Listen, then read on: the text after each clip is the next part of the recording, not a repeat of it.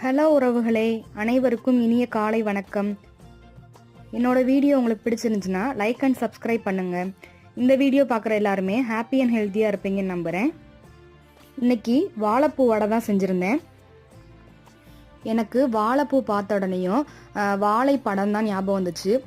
வாழை படத்தில் ஒரு சின்ன பையன் தான் ஹீரோ நடிச்சிருப்பான்.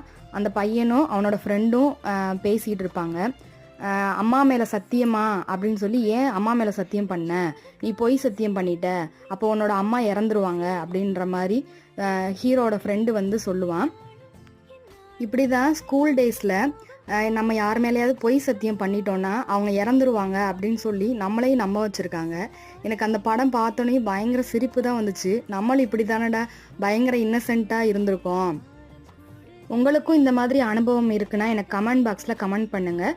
அடுத்த வீடியோவில் சந்திப்போம். பாய்.